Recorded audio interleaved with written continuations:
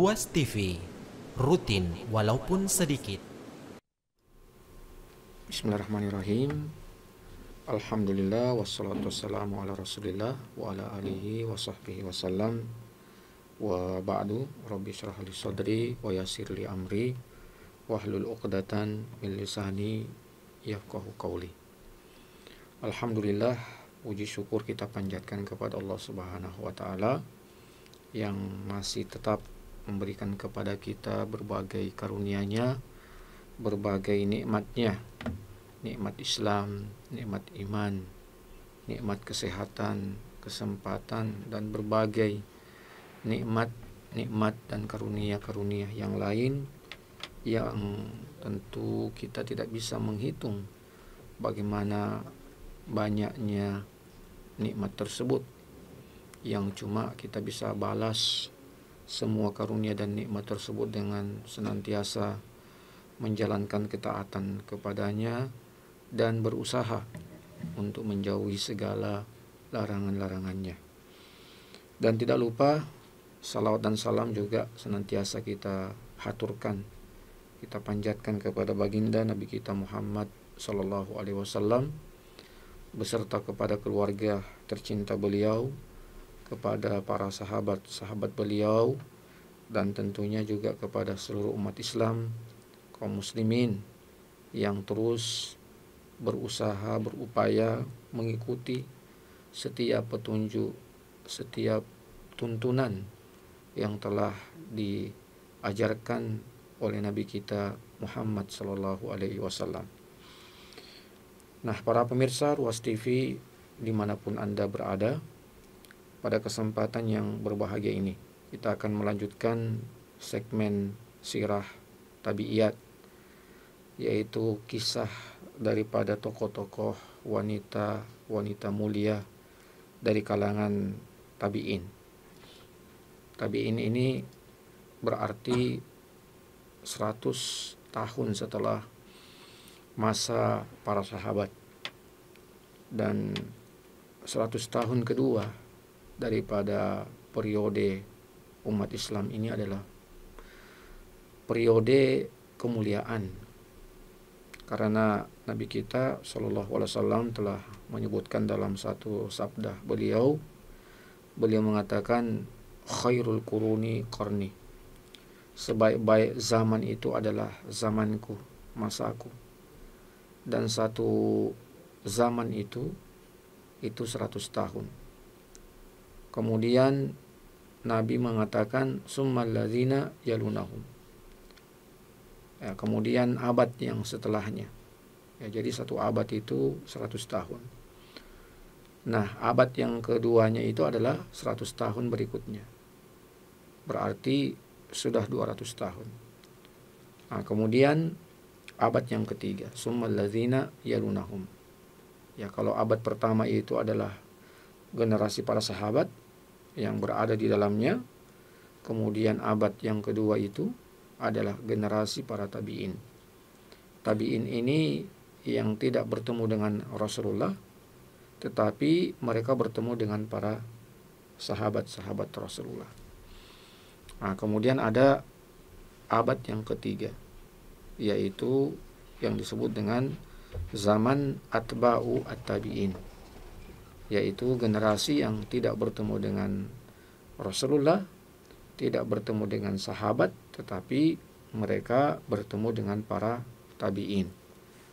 Mereka ini adalah murid-murid dari tabi'in, dan tabi'in itu adalah murid-murid dari para sahabat. Adapun sahabat itu adalah murid-murid langsung daripada Nabi kita Muhammad Sallallahu Alaihi Wasallam. Nah, jadi masa tabi'in ini adalah masih termasuk masa yang dimana kemurnian Islam terjaga. Kemurnian Islam betul-betul masih sangat jernih di 100 tahun kedua. Sama halnya juga di 100 tahun ketiga. Walaupun sudah ada berbagai gejolak, sudah ada berbagai kelompok-kelompok, ya, tetapi kemurnian Islam masih lebih menguasai, kemurnian Islam masih lebih banyak ya dibandingkan dengan keberadaan para kelompok-kelompok yang tidak sejalan dengan Islam yang benar.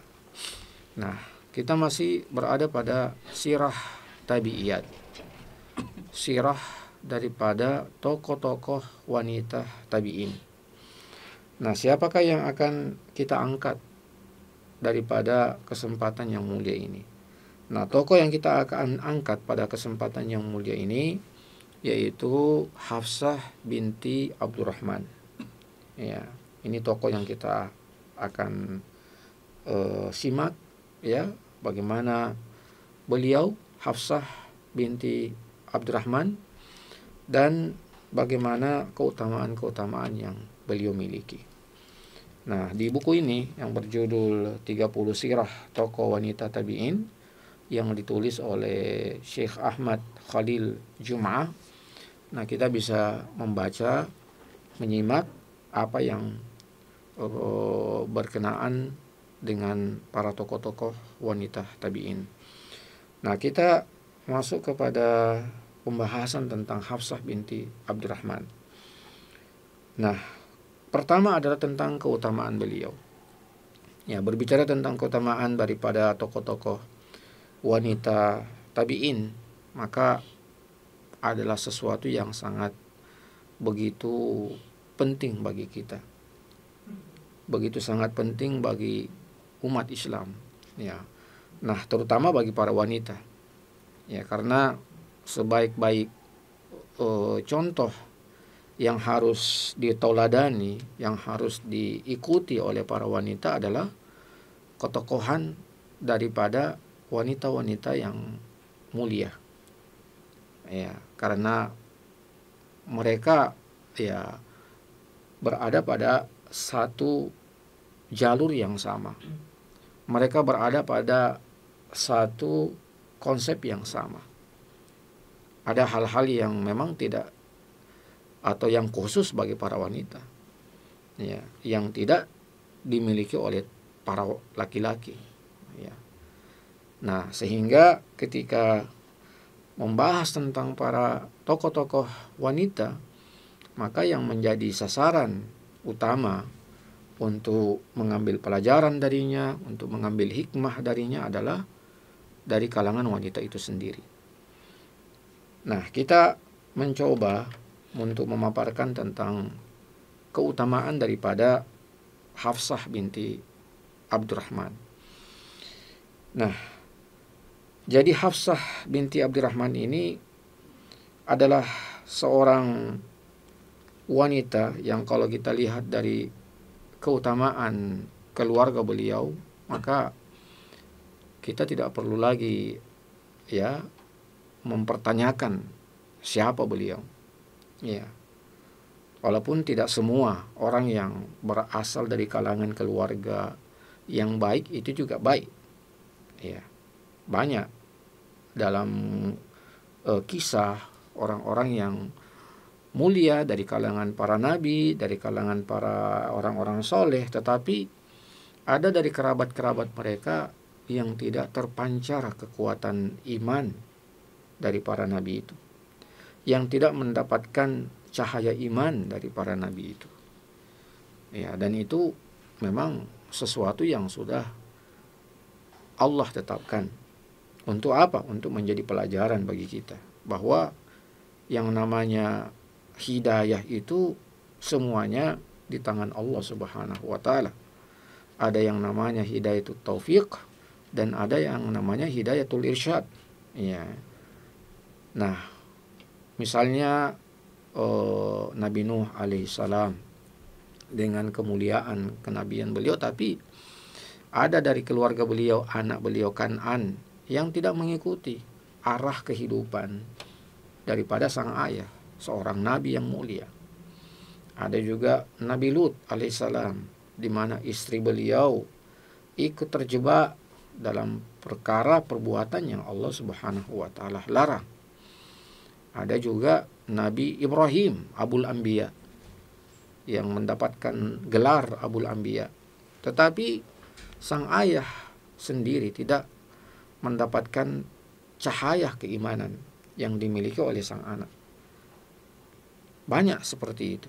Atau sebaliknya, ya, orang yang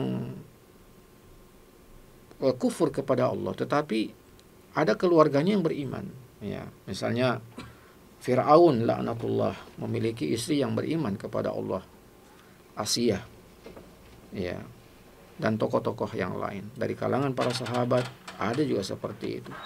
Dari kalangan nabi, ya, sangat banyak untuk menjadi apa? Pelajaran bagi kita. Nah, jadi kemuliaan itu bukan bergantung kepada, ya, keluarga siapa, bukan bergantung di mana dia tinggal, bukan bergantung di mana dia hidup, ya, tapi semuanya itu kembali kepada Allah Subhanahu wa taala. Sama juga dengan Rasulullah, ya, ada keluarga beliau, kerabat beliau, tapi tidak menjadi seorang yang beriman. Ada Abu Thalib, ya, ada Abu Jahal, ya. Ini orang-orang yang kerabat Nabi tetapi mereka tidak, ya, beriman, ya. Ada Abu Lahab. Nah, Abu Lahab ini adalah paman Rasulullah, ya, tapi tidak sampai beriman dengan risalah Islam yang dibawa oleh Nabi Muhammad sallallahu alaihi wasallam. Nah, keutamaan yang dimiliki oleh Hafsah ini yang pertama adalah bahwa kakek beliau itu adalah Abu Bakar As-Siddiq. Ya, jadi beliau ini adalah, ya, cucu, ya, daripada Abu Bakar As-Siddiq. Ya, jadi kakeknya adalah Abu Bakar As-Siddiq. Dan kita tahu semua bagaimana kemuliaan yang dimiliki oleh Abu Bakar As-Siddiq. Ya, sangat banyak. Ya, dari kemuliaan bahwa Abu Bakar itu yang pertama mengimani Rasulullah, beliau yang menjadi teman dekat Rasulullah dalam perjalanan hijrah dari Mekah ke Madinah, beliau yang begitu sangat, ya, mempercayai apa yang datang dari Rasulullah, ya, beliau yang ditunjuk oleh Nabi, ya, dalam isyarat Nabi beliau menjadi khalifah setelah sepeninggal Rasulullah. Walaupun isyarat, tetapi itu sudah menunjukkan sebuah penunjukan dari Rasulullah. Ya, demikian pula keutamaan-keutamaan yang lain. Ya, jadi sangat banyak. Nah, ini kakek beliau. Nah, kemudian nenek beliau juga, ya, ada di situ Ummu Rumman. Ya, ini yang merupakan, ya, sekaligus mertua Rasulullah Sallallahu Alaihi Wasallam. Ya, nah, jadi bahwa Hafsah ini dari garis keluarga, ya, adalah seorang wanita yang sangat agung, seorang wanita yang sangat mulia, dengan memiliki seorang kakek, memiliki seorang nenek, ya, dari kalangan, ya, orang-orang yang dekat dengan Rasulullah Shallallahu Alaihi Wasallam.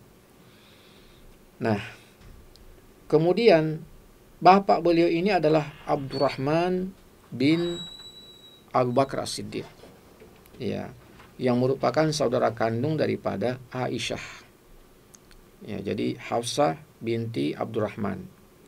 Abdurrahman ini adalah anak daripada Abu Bakar As-Siddiq dan merupakan saudara kandung daripada Aisyah radhiyallahu taala anha, yang merupakan istri daripada Rasulullah Shallallahu Alaihi Wasallam.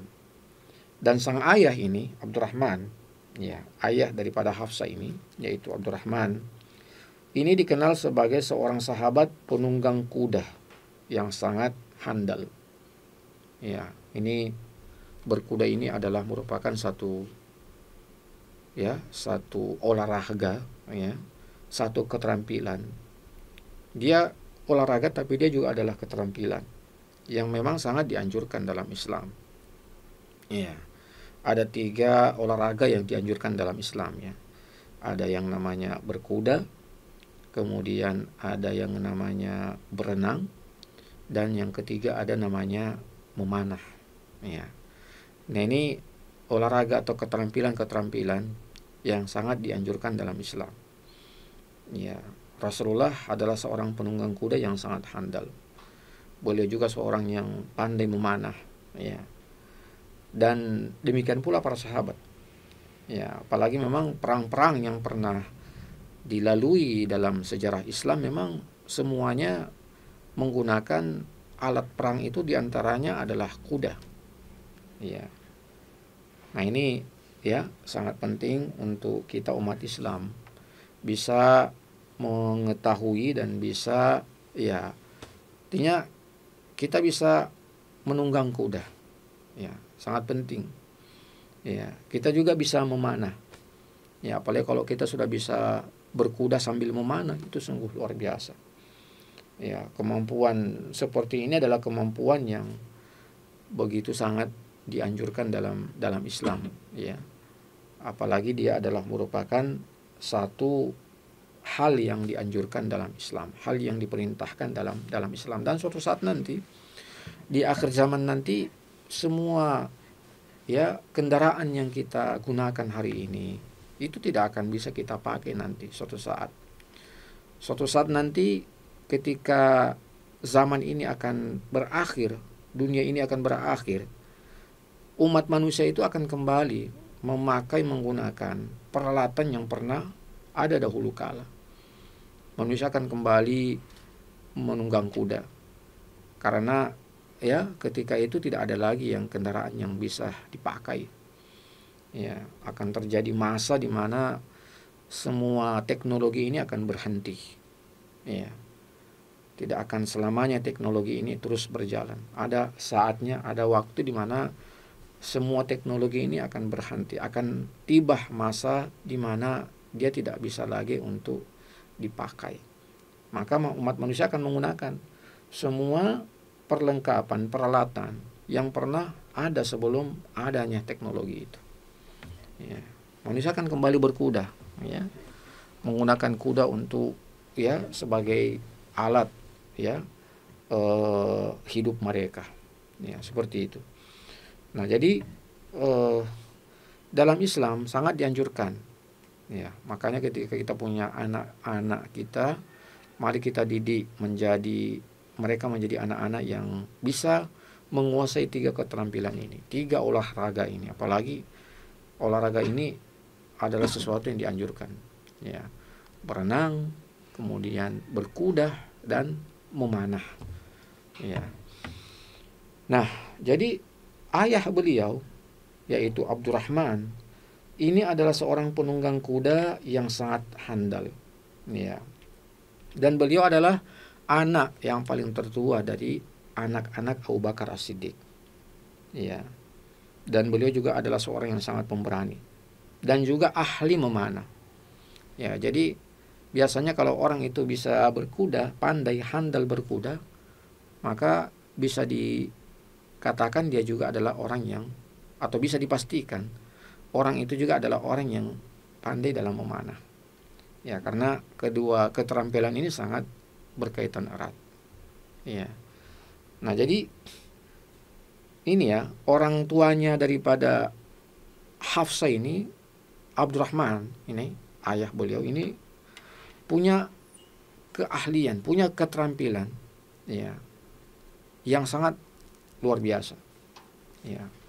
Yang dimana keterampilan seperti ini memang adalah sesuatu yang sangat dianjurkan bagi seorang muslim. Ya. Nah, kemudian ibu beliau itu bernama Qoribah binti Abu Umayyah Al-Makhzumi, saudari kandung daripada Ummu Salamah. Ummu Salamah itu siapa? Ummu Salamah itu adalah istri Rasulullah. Jadi ketika wafatnya Abu Salamah, suami daripada Ummu Salamah, maka Ummu Salamah kemudian dinikahi oleh Rasulullah SAW.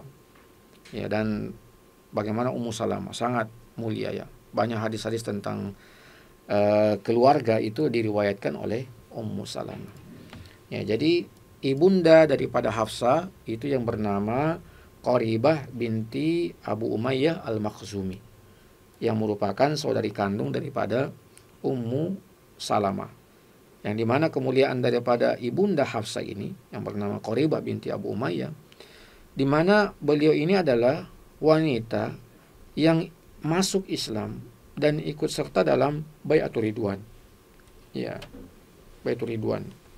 Bai'atur Ridwan ini terjadi sekitar tahun 6 ya, 6 Hijriah, di mana ketika Rasulullah bersama dengan para sahabat itu perangkat untuk menunaikan ibadah haji, tetapi mereka dicegat oleh orang-orang Quraisy ya, sehingga mereka tidak bisa masuk ke kota Mekah. Lalu kemudian Nabi mengutus Utsman bin Affan untuk melakukan negosiasi kepada orang-orang Quraisy, menyampaikan bahwa kedatangan Rasulullah itu bukan untuk berperang, tapi mereka datang untuk menunaikan ibadah haji ya, atau ibadah umroh ya. Tetapi lama Utsman itu tertahan di kota Mekah sehingga terdengar informasi kalau beliau terbunuh. Maka disitulah kemudian Nabi mengambil janji setia kepada para sahabat ya, untuk membalas ya kematian Utsman bin Affan yang ternyata beliau tidak wafat ya, cuman beliau sempat tertahan beberapa waktu ya lamanya di kota Mekah.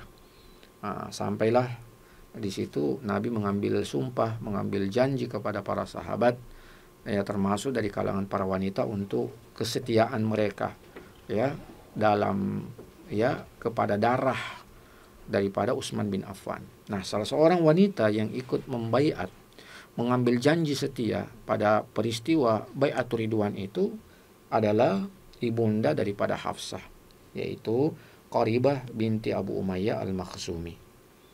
Nah, jadi ini kerabat, ini keluarga ya, kakek beliau Abu Bakar As-Siddiq ya, kemudian ayah beliau adalah anak ketua daripada Abu Bakar As-Siddiq dengan segala kemuliaan, dengan segala keutamaan yang ada pada diri sang ayah. Demikian pula sang ibu. Ya, jadi orang-orang yang pertama kali masuk Islam itu punya kelebihan, punya keutamaan yang tidak dimiliki oleh yang datang belakangan. Ya, makanya para ulama mengatakan bahwasanya al-fadlu lil muqtadi wa in ahsanal muqtadi. Ya, jadi al-fadlu itu, keutamaan itu untuk mereka-mereka yang pertama. Ya, sekalipun yang datang belakangan itu berbuat lebih baik daripada orang-orang terdahulu. As-sabiqunal awwalun minal muhajirin wal ansar itu punya kemuliaan yang sangat agung.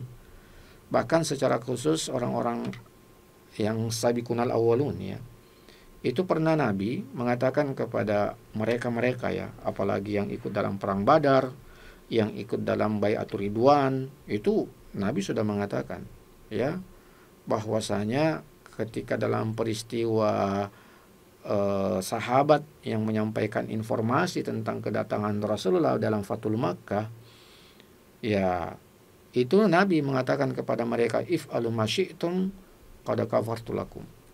Ya, silakan kalian berbuat sesuatu yang kalian inginkan karena saya telah memintakan ampun kepada Allah untuk kalian. Kenapa? Karena mereka itu yang sudah ikut dalam perang Badar, mereka itu yang sudah melakukan sumpah setia dalam Bai'atur Ridwan. Ya, karena memang begitu sangat ya beratnya yang dirasakan oleh para tokoh-tokoh minas sabiqinal awwalin. Itu sungguh sangat luar biasa ya. Perjuangan berdarah pertama kali itu dilakukan oleh orang-orang sabiqunal awwalun. Ya, jadi apa yang dikatakan oleh para ulama bahwa al-fadlu lil mubtadi wa in ahsanal muqtadi itu benar ya. Keutamaan itu adalah untuk orang-orang yang terdahulu. Sekalipun yang datang belakangan itu lebih baik apa yang mereka berikan untuk Islam. Ya, makanya para sahabat itu sampai Nabi sempat atau pernah mengatakan, la tasubbu ashabi, jangan kalian mencela sahabatku. Ya. Jadi Nabi di sini ya mengingatkan kepada kita umatnya, tidak boleh kita mencela para sahabat. Nah, makanya kita juga perlu untuk apa? Untuk mengenal nama-nama para sahabat-sahabat Rasulullah. Agar apa? Agar kita tidak terjebak, kita tidak terjatuh dalam satu bentuk penghinaan kepada mereka. Ya, perlu kita mengenal Ya, orang-orang yang mulia dari kalangan para sahabat itu. Supaya apa? Kita kadang bermain-main, bercanda-canda tentang nama-nama para sahabat, padahal mereka itu adalah orang-orang yang telah Nabi larang untuk kita cela. La tasubu ashabi. Jangan kalian mencela sahabatku. Law anfaqa ahadukum zahaban misla Uhudin. Jikalau sekiranya kalian berinfak dari harta kalian, ya, sebesar gunung Uhud, maka itu tak akan pernah mengalahkan infak mereka sekalipun cuman setengah genggam dari tangan mereka yang mereka infakkan di jalan Allah Subhanahu wa taala. Ya, jadi bayangkan gunung Uhud itu kalau kita ke Madinah itu sangat besar. Ya, panjang, besar, ya. Tetapi kalaupun kita menginfakkan dari harta kita dalam bentuk emas, ya, sebesar gunung Uhud itu, maka itu tidak akan pernah mengalahkan infak mereka sekalipun cuma setengah genggam infak yang mereka berikan untuk Islam ini. Nah, makanya Nabi ingatkan kepada kita, la tasubbu ashabi, jangan kalian mencela sahabatku. Nah, makanya kita perlu mengenal nama-nama para sahabat, ya. Jangan kita cuma mengenal nama-nama artis, ya. Kita cuma mengenal nama-nama pesepak bola, ya. Nama-nama bintang-bintang film, ya, aktor-aktor film yang kita kenal, tapi para sahabat kita tidak mengenal mereka. Makanya sebagian para ulama-ulama, ya, itu menamakan anak-anak mereka itu dengan nama-nama para sahabat, ya. Untuk apa? Untuk membuktikan kecintaan mereka, ya, kepada para sahabat, ya, karena kita ini akan dikumpulkan di akhirat nanti bersama dengan orang-orang yang kita cintai. Ya, kalau kita mencintai para sahabat, maka insya Allah Allah akan kumpulkan kita dengan para sahabat. Ya, kalau kita mencintai, ya, orang-orang yang tidak baik, nanti kita akan dikumpulkan dengan mereka. Waliyazubillah. Ya, kita tentu ingin dikumpulkan dengan siapa? Dengan para sahabat. Ya. Jadi sangat luar biasa apa yang kita lihat dari keluarga Hafsah ini. Ya, ayah, nenek, kakek, ibunda beliau sungguh sangat, ya, luar biasa. Nah, kemudian dari sinilah beliau lahir, tumbuh, berkembang dari rumah yang penuh dengan kemuliaan ini. Ya, rumah yang mulia tentunya akan melahirkan anak-anak yang mulia. Ya, rumah yang buruk juga seperti itu, akan melahirkan anak-anak yang tidak baik. Ya, makanya perlu kita menciptakan rumah kita rumah yang penuh iman. Kita perlu menciptakan rumah kita rumah yang penuh keilmuan. Kita menciptakan rumah yang penuh dengan akhlak. Ya, kalau kita sudah menciptakan rumah yang suasananya diliputi dengan keimanan, suasananya diliputi dengan akhlakul karimah yang baik, suasananya diliputi dengan ilmu pengetahuan, maka pasti akan lahir dari rumah itu anak-anak yang beriman, anak-anak yang berilmu, dan anak-anak yang berakhlak. Ya, ini penting tiga ini: beriman, berilmu, dan berakhlak. Ya, apalah gunanya, ya, iman dan ilmu tanpa akhlak? Ya, tidak ada gunanya. Orang berilmu, orang beriman, tapi tidak punya akhlak. Ya, sebaliknya juga seperti itu. Apalah gunanya ilmu, akhlak, tapi tanpa iman? Ya, banyak orang yang punya ilmu, pengetahuan, punya akhlak, tapi tidak beriman kepada Allah Subhanahu wa taala. Ya. Di negara-negara Eropa seperti itu. Ya. Di negara-negara Eropa itu ilmu pengetahuan sangat tinggi, akhlak juga sangat bagus di sana. Ya, mengalahkan akhlaknya, ya, sebagian negara-negara Islam. Ya, saya pernah dengar, ya, di Jerman itu akhlaknya sungguh luar biasa. Ya, saya pernah dengar ada seorang tokoh, ya, menceritakan ketika beliau di Jerman. Ya, ini sedikit, ya, mungkin dari apa yang ada di sana. Jadi pernah suatu ketika tokoh itu ingin berangkat, ya, keluar kota. Tiba-tiba terjadi kemacetan, ya, kemacetan yang panjang. Ya, ternyata ada peristiwa kecelakaan. Ya, subhanallah. Jadi deretan mobil itu tidak berpindah dari tempat di mana mobil itu, ya, berada. Jadi misalnya ini lurusan mobil yang sedang lagi macet, maka tidak ada satupun mobil yang mengambil jalur yang berada di sebelahnya itu, padahal jalur itu kosong. Nah, ternyata jalur itu kosong memang digunakan untuk apa? Untuk mobil ambulans lewat, untuk mobil polisi lewat, untuk mobil penolong penyelamat lewat. Ya, padahal ya kalau kita di Indonesia mungkin sudah kita ambil jalur yang kosong ini. Ya, tapi di sana tidak. Ya. Jadi semuanya mengambil jalur yang sudah ada itu, yang deretan mobil yang macet itu. Ya. Padahal masih ada luas, ya. Jalan di seberang mobil itu bisa digunakan, tapi mereka tidak melakukannya itu. Ya, ditanya kenapa Anda mengambil jalan yang kosong itu aja untuk nyalip ke depan. Maka mereka mengatakan kami malu, kami dilihat oleh, ya, orang yang lain kalau kami mengambil jalan yang kosong itu. Di situ ada akhlak di situ. Nah, tapi kalau tidak beriman tidak adalah artinya akhlak itu. Ya, jadi sama juga dengan dia punya dia punya ilmu, dia punya akhlak tapi tidak beriman, tidak bisa juga. Ya, jadi 3 itu, iman, ya, akhlak dan ilmu. Nah, inilah yang harus kita ciptakan di rumah kita. Inilah yang harus kita ciptakan di masyarakat kita, masyarakat yang berilmu, masyarakat yang beriman, dan masyarakat yang berakhlak.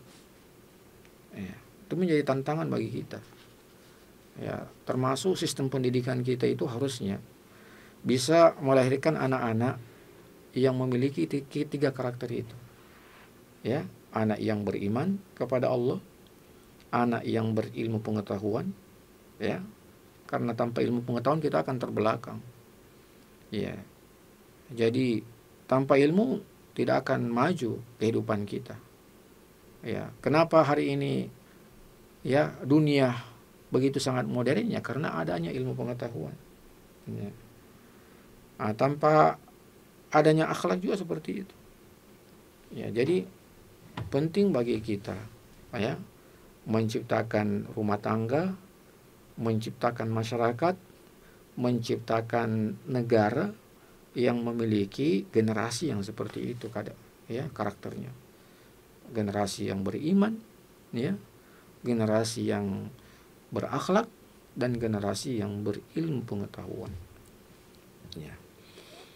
Nah, kalau ini sudah ada pada satu generasi, maka peradaban itu pasti akan cepat diraih. Nah, jadi Hafsah ini hadir dari rumah yang 3 itu ada. Iman, ilmu, dan akhlak. Kemudian kebersamaan beliau sangat dekat. Itu bersama dengan siapa? Itu bersama dengan Aisyah. Ya. Hafsah bin Abdurrahman mendapatkan perhatian dan bimbingan dalam pangkuan bibi beliau, yaitu Aisyah. Ya. Dan memang guru itu sangat berpengaruh kepada murid. Ya. Bagaimana melihat, ya, seorang murid lihat kepada gurunya. Ya. Jadi guru itu adalah orang yang terdekat dengan murid. Atau manusia yang paling dekat dengannya setelah orang tuanya itu adalah gurunya. Ya. Makanya, ya, dalam dalam sebuah perkataan dikatakan bahwasanya, ya, kalau kita mengambil ilmu, maka lihatlah dari siapa kita mengambil ilmu itu. Ya. karena ilmu ini adalah agama, ya. Dan agama itu tidak boleh diambil dari orang-orang yang kita tidak mengenal siapa guru kita. Nah, makanya ini banyak orang-orang yang mungkin akhirnya menyimpang pemahaman, yang akhirnya ya tidak benar pemahamannya. Karena apa? Karena berguru dengan bukan orang, ya. Berguru dengan internet, ya. Berguru dengan orang bilang Om Google, ya. Ini akan banyak menyimpangnya ini, akan banyak salahnya ini. Kalau kita belajar, apalagi belajar agama dari ya seperti ini. Ya, belajar agama itu harus dari apa? Dari lisan seorang ulama. Belajar agama itu harus ya kita berhadapan langsung dengan guru kita. Ya, makanya dalam hadis Jibril itu diajarkan tentang bagaimana tata cara menuntut ilmu yang benar. Ya. Jibril kan datang dalam rupa manusia ketika Rasulullah bersama dengan para sahabat-sahabat beliau. Jibril datang dalam rupa seorang sahabat, kemudian duduk langsung di hadapan Nabi. Bahkan menyandarkan antara lutut ya beliau dengan lututnya Rasulullah. Ya. Kemudian bertanya tentang 3 perkara, bertanya tentang Islam, apa itu Islam. Kemudian bertanya tentang apa itu iman, mal iman. Kemudian bertanya tentang apa itu ihsan, apa itu al-ihsan. Ya, jadi dari hadis itu memberikan gambaran kepada kita bahwa ilmu itu harus duduk langsung bersama dengan guru kita. Ya. Jadi bukan belajar tanpa ada guru. Ya. Itu akan banyak menyimpangnya kita kalau kita belajar tanpa ada guru. Nah, jadi siapa guru dekat daripada Hafsah ini? Dia adalah Aisyah.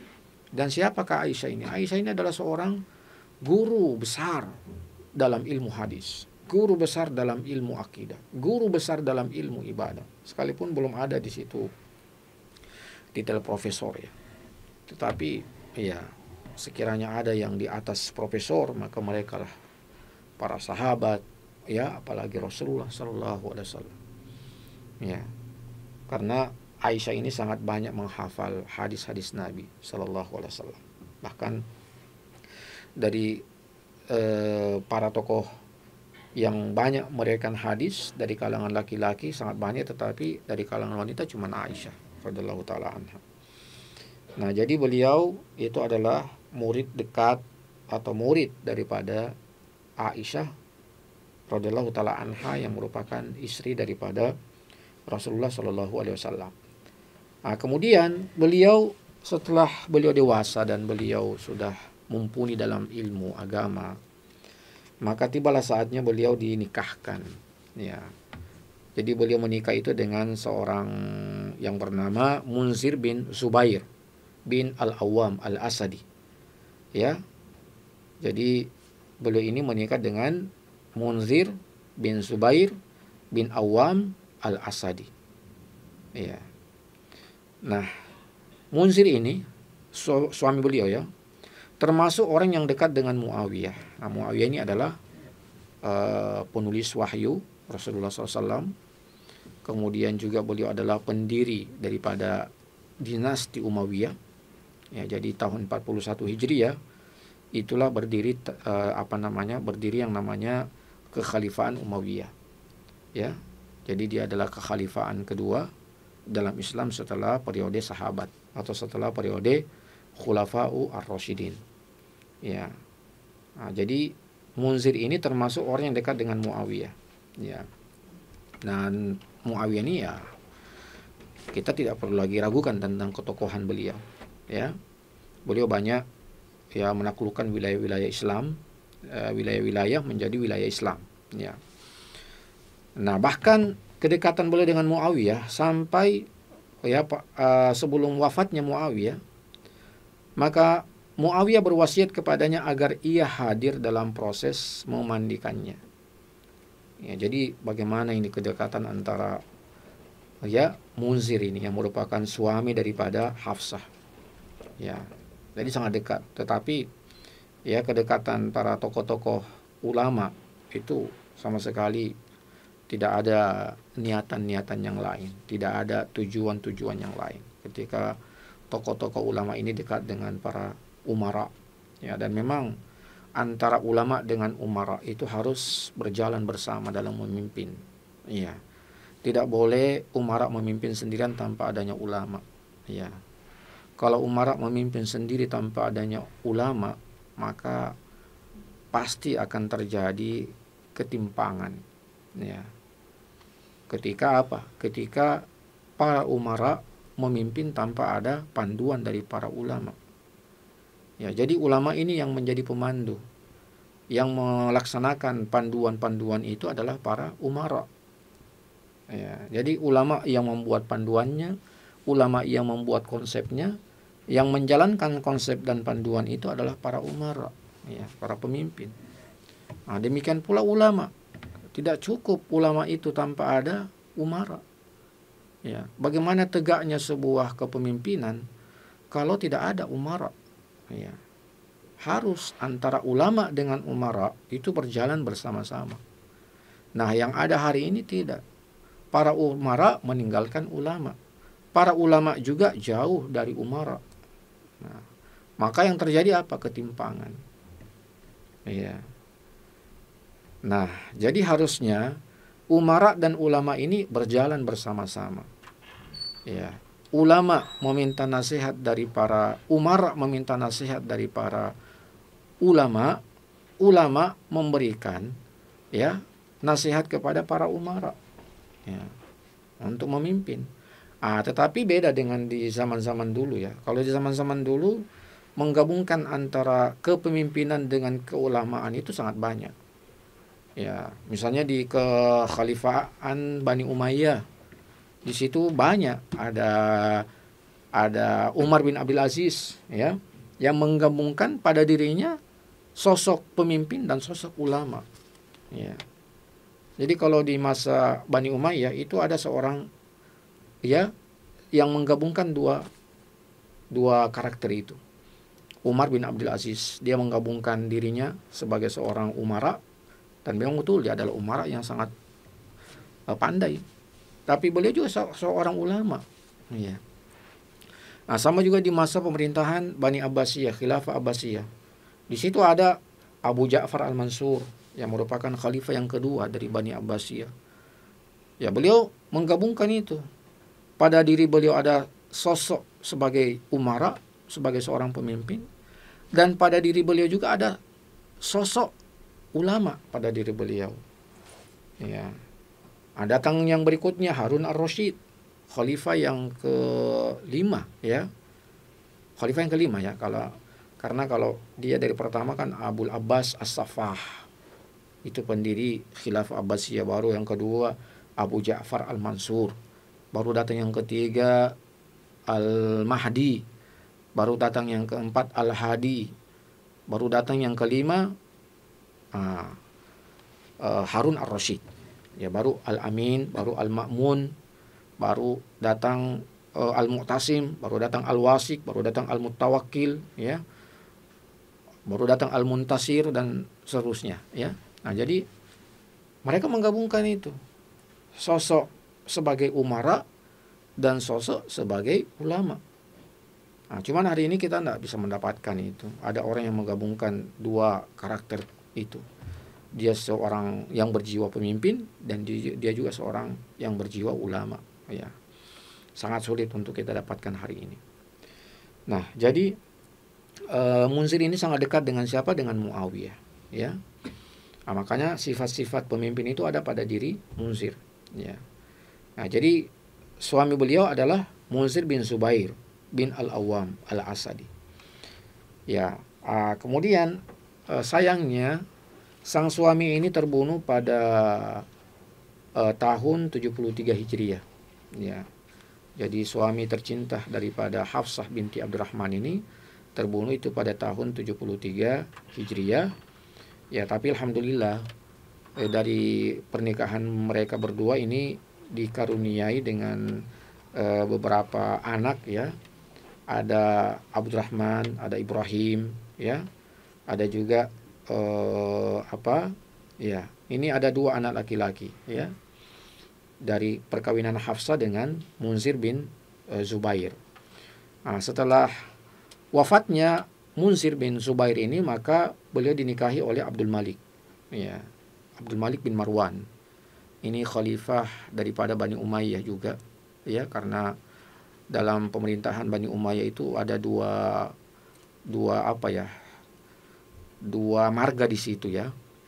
Ada yang namanya marga As-Sufyani dan ada marga Al-Marwani.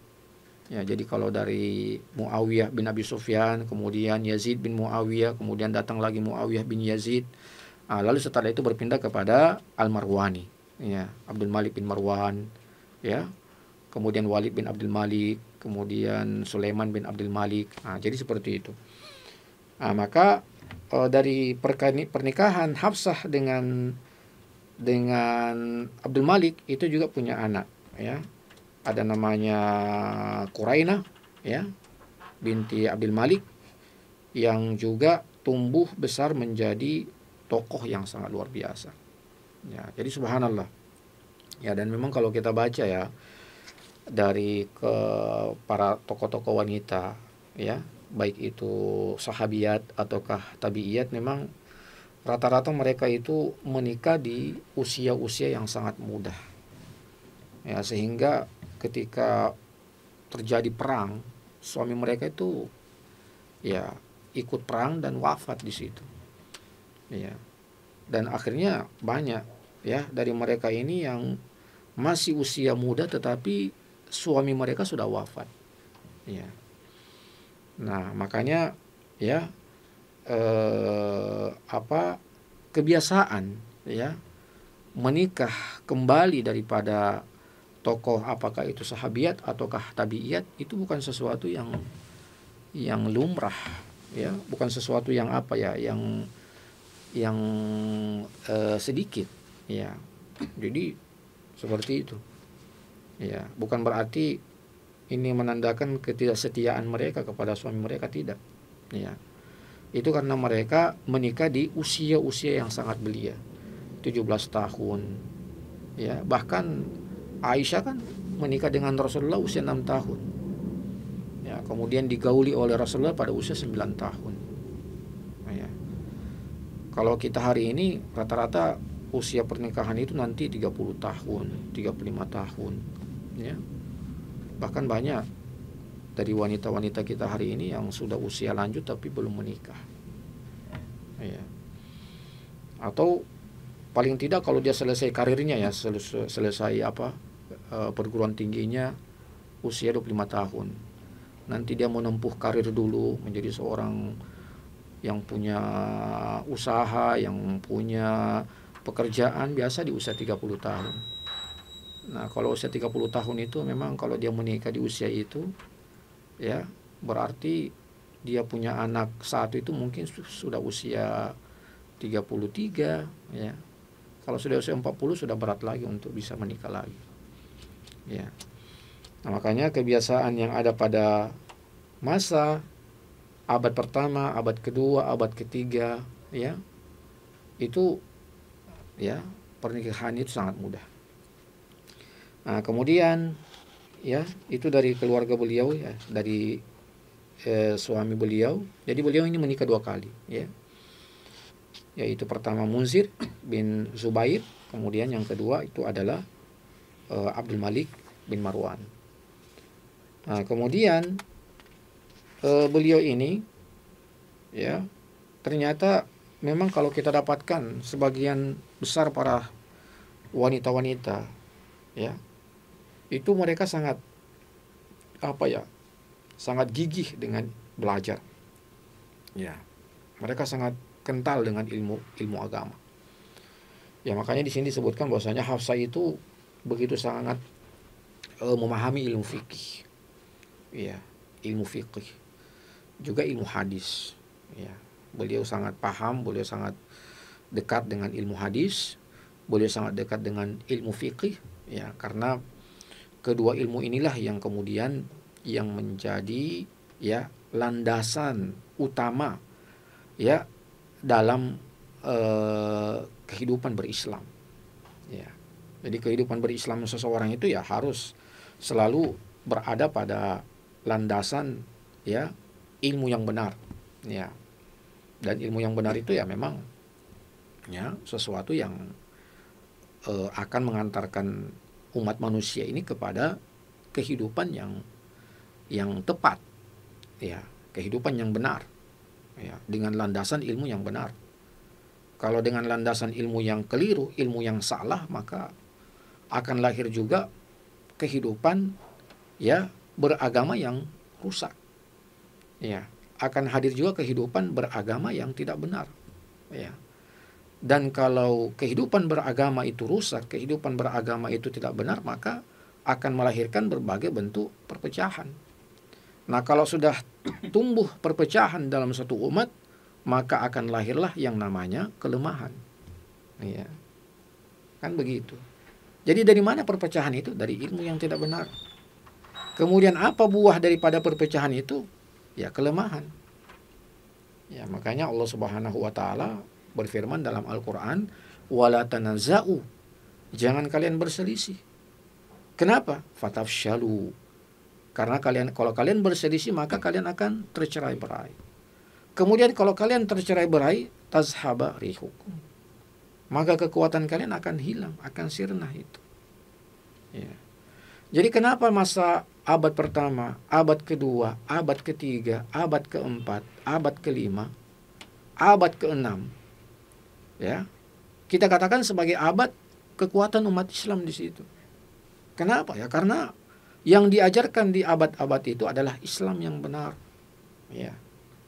Yang disampaikan kepada itu adalah Islam yang benar. Generasi yang tumbuh di abad-abad itu tumbuh daripada ilmu yang benar. Makanya mereka punya kekuatan.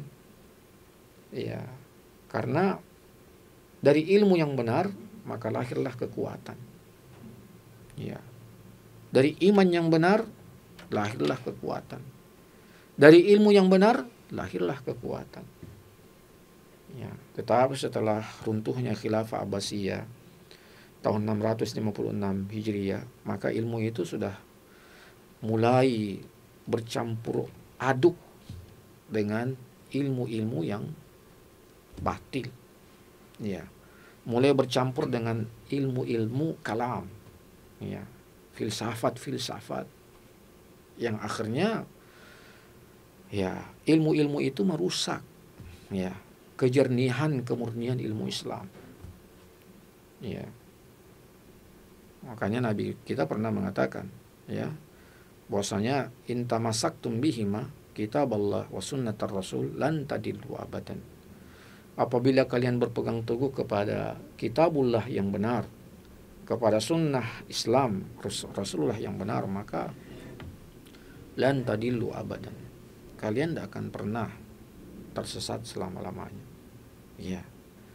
Nah, jadi ya kita ini alhamdulillah diwariskan kepada kita dari para tokoh-tokoh itu, termasuk dari Hafsah ini, Hafsah binti Abdurrahman.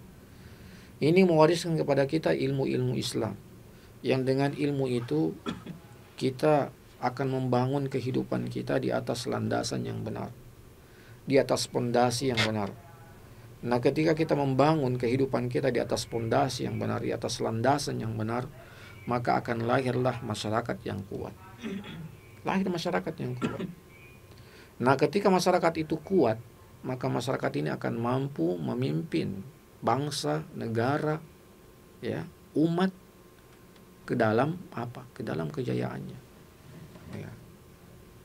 Ini kan subhanallah. Kapan umat itu mulai lemah? Ya. Kapan umat itu mulai lemah? Umat itu mulai lemah ketika apa? Ketika mereka jauh daripada ilmu Islam yang benar. Ya. Ketika mereka jauh daripada pemahaman Islam yang benar. Maka disitulah mulai benih-benih kelemahan itu datang. Disitulah mulai benih-benih ya kemunduran itu datang. Ya, makanya biasa kalau kita baca dalam sejarah Islam itu ada masa keemasan, masa kemajuan, dan masa kelemahan atau masa kemunduran.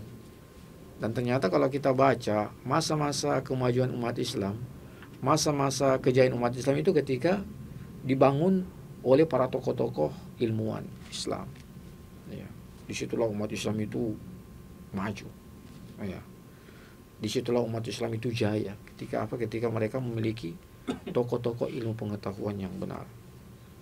Nah, kapan Islam itu mulai mengalami masa keruntuhan, masa kelemahan? Ketika hilangnya kekuatan para ulama. Ya. Karena ulama inilah mereka yang menggabungkan antara ilmu ya Islam dengan ilmu ya pemerintahan, ilmu dunia. Ya. Para ulama itu.